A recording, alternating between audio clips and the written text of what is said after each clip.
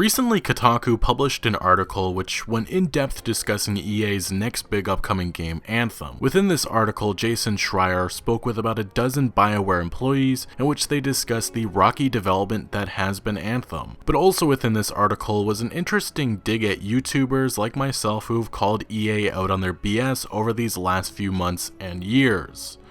And actually decades. Many of us YouTubers have additionally pointed our finger at Anthem and how EA probably would incorporate some sleazy monetization scheme. But getting back to Jason's report, this is how some of BioWare feels about this. Two people who've worked on Anthem both expressed anxiety to me about the way that some big YouTubers have spread misinformation and inflammatory rhetoric about EA, saying that it has a demoralizing effect on those people on the ground level. To people who work for EA, the publisher isn't just a cold corporate master, it is a complicated machine that, yes, is concerned first and foremost with generating revenue for investors, but also supports thousands of people in many tangible and intangible ways. People close to BioWare, along with many other developers I've talked to in recent months, worry that commentary from some of YouTube's loudest voices has eliminated nuance and made companies like EA seem like Disney villains. The biggest problem I have for one is everyone acting like this is EA's first run-in with controversy. Since Trip Hawkins left the company in the 90s, it truly seems that EA has always been doing shady things. From the multi-million-dollar lawsuits for overworking employees and not paying them overtime in the early 2000s, to the fake protests at E3 which stereotyped Christians just to promote 2010's Dante's Inferno,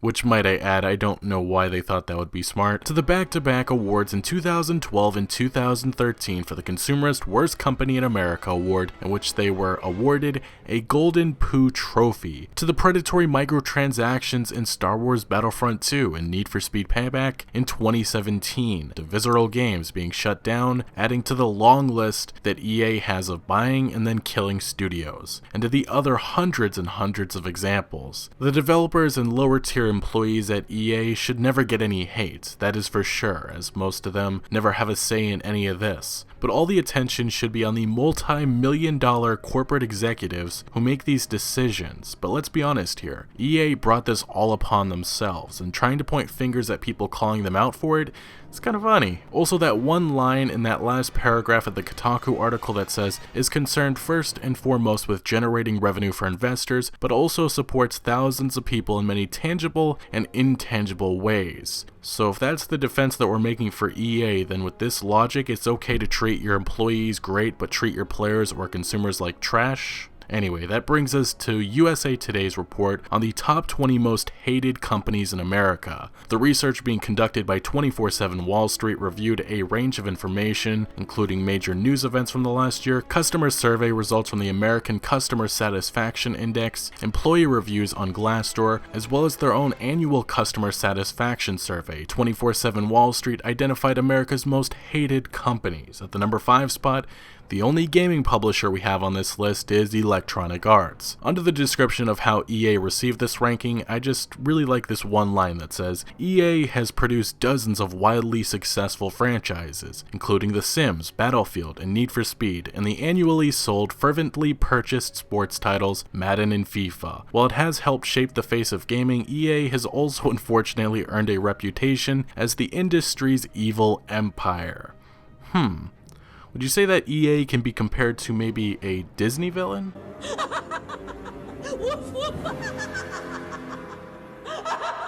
The only other companies more hated appears to be the NFL, Equifax, Fox Entertainment Group, and the University of Phoenix. Although EA did beat out some various notorious companies that include the Weinstein Company. Yeah. The Trump Organization, Wells Fargo, Uber, Comcast, and Facebook.